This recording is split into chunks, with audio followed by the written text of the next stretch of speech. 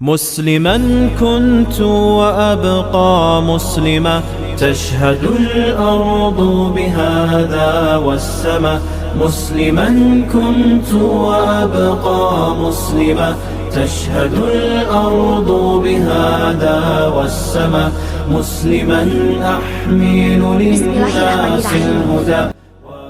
Assalamualaikum warahmatullahi wabarakatuh. Syukur alhamdulillah kita bisa berjumpa lagi di channel ini. Sholawat dan salam selalu dan tetap tercurahkan kepada junjungan kita, Nabi besar Muhammad Shallallahu alaihi wasallam. Allahumma sholli ala Sayyidina Muhammad wa ala elai Sayyidina Muhammad. Harapan dan doa saya semoga saudaraku semuanya selalu diberikan kesehatan, dilapangkan rezekinya, diampuni dosa-dosanya, dan dipanjangkan umurnya. Amin ya rabbal alamin. Sahabat beriman yang dirahmati Allah, salat merupakan ibadah pokok seorang muslim. Seluruh ulama sepakat bahwa amalan yang pertama kali dihisab adalah salat. Jika baik salatnya, maka baik pula seluruh amalannya. Namun jika buruk salatnya, maka buruk pula amalannya. Untuk itu kita perlu total dalam melaksanakan salat, agar pahala salat menjadi sempurna, baik saat salat wajib maupun salat sunnah. Selain harus khusyuk dan menghayati bacaan salat, kita juga wajib memperhatikan pakaian yang digunakan. Saat salat jangan sampai kita berpakaian asal-asalan saat menghadap Allah Subhanahu wa Ta'ala. Berikut 7 kesalahan memakai pakaian saat salat yang perlu dihindari seorang muslim. Yang pertama adalah busana yang penuh gambar. Dari Aisyah radhiyallahu anha, ia berkata, Rasulullah Shallallahu alaihi wasallam mengerjakan salat dengan mengenakan kamisah, jenis baju yang berbuat dari bulu yang ada gambarnya. Ketika telah mengerjakan salat, beliau bersabda, "Pergilah kalian kepada Abu Jam ibnu Huzaifah dengan kamisah ini, dan bawalah kepadanya anbijaniyah, jenis baju yang tebal dan kasar, karena sesungguhnya kamisah tadi telah mengganggu konsentrasiku ketika salat." Hadis riwayat Bukhari dalam kitab Al-Salat, Muslim dalam kitab Al-Masjid wal Mawadi, Al-Salat Nasai dalam kitab Al-Soleh, Ibnu Majah dalam kitab Al-Libas Malik dalam Al-Muwatta, serta Al-Baihaqi dalam Al-Sunan Al-Kubro.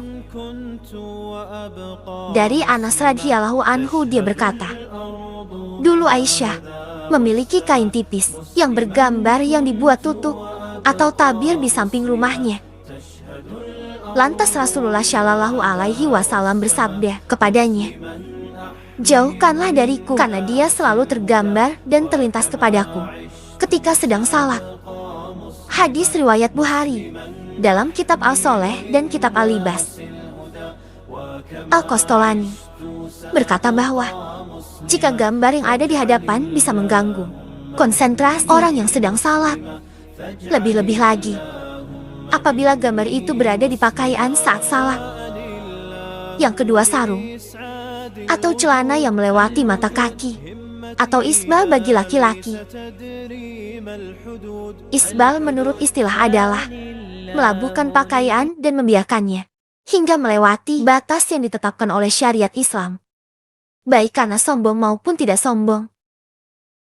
Dari Abu Hurairah radhiyallahu anhu, ia berkata, tatkala ada seorang laki-laki salat mengenakan sarung yang menutupi mata kakinya, Nabi menyuruh dia pergi agar berwudu. Orang itu pergi untuk berwudu, lalu datang. Beliau menyuruhnya pergi lagi. Ada seorang laki-laki bertanya, "Wahai Rasulullah, mengapa engkau memerintah dia berwudu lagi?" Beliau berpaling, lalu berkata, "Orang itu salat, tetapi sarungnya menutupi mata kakinya. Sesungguhnya Allah tidak menerima salat seorang laki-laki yang isbal atau sarung atau celananya menutupi mata kakinya." Hadis riwayat Abu Daud dalam Kitabul Libas, Imam Ahmad dan Nasai. Imam Nawawi berkata, sanadnya sahih menurut kriteria Imam Muslim. Adapun mengenai salat dalam keadaan demikian, maka para ulama telah berbeda pendapat dalam hal ini. Ada yang menganggap salatnya tidak sah, dan ada pula yang tetap menganggapnya sah. Namun ada sebuah hadis syahih yang berasal dari Ibnu Mas'ud yang selayaknya diketahui oleh mereka yang salat dalam keadaan seperti ini, agar mereka lebih berhati-hati. Yang ketiga, salat pakai sepotong baju. Allah Subhanahu wa Ta'ala berfirman dalam surah Al-A'raf ayat 31, hai anak Edem, pakailah pakaianmu yang indah di setiap memasuki masjid. Yang dimaksud kata al-masjid dalam ayat ini adalah salat. Dari Abu Hurairah radhiyallahu anhu, ia berkata, seorang laki-laki berdiri menghadap Nabi Shallallahu Alaihi Wasallam. Lantas dia bertanya kepada beliau mengenai salat dengan hanya mengenakan satu potong baju. Rasulullah Shallallahu Alaihi Wasallam bersabda, apakah berat untuk masing-masing kalian mencari 2 potong busana? Hadis riwayat Bukhari. Ibnu Abdilbah berkata dalam kitab Al-Tahmid, sesungguhnya para ulama ahli ilmu merasa malu untuk memakai sepotong busana saja ketika melakukan salat. Mereka selalu merias diri dengan cara memakai baju terbaik yang mereka miliki, memakai parfum, dan menggunakan siwak. Lalu yang keempat, kemeja atau pakaian pendek sehingga tersingkap sewaktu salat. Di samping memakai celana yang ketat, tidak sedikit dari kaum pria saat ini yang juga mengenakan kemeja atau kemeja pendek ketika salat.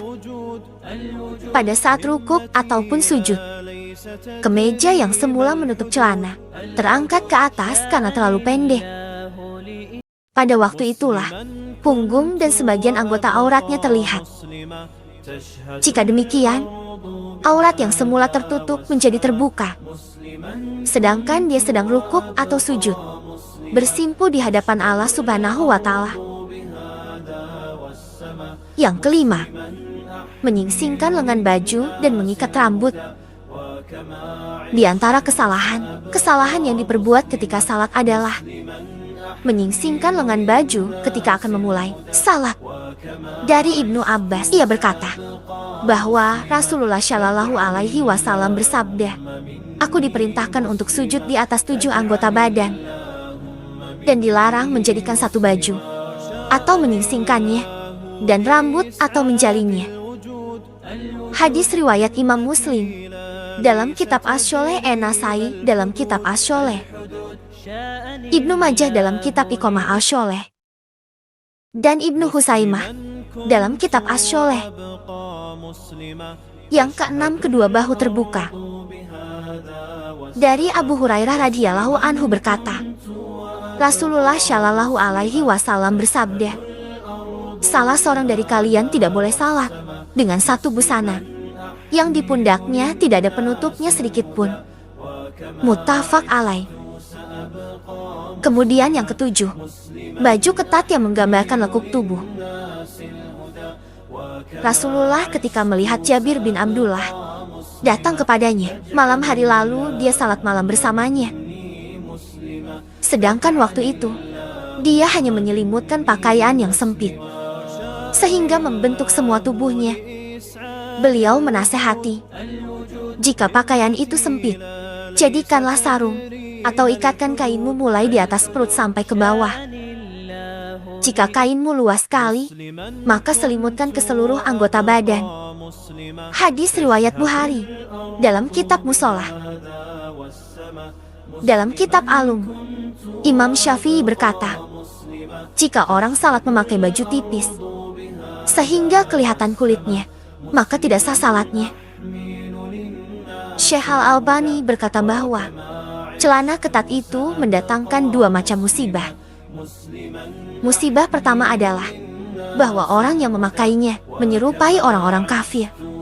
Sedangkan kaum muslim memang memakai celana, akan tetapi model celana yang lebar dan longgar. Umat Islam baru mengenal celana ketat setelah mereka dijajah bangsa Eropa.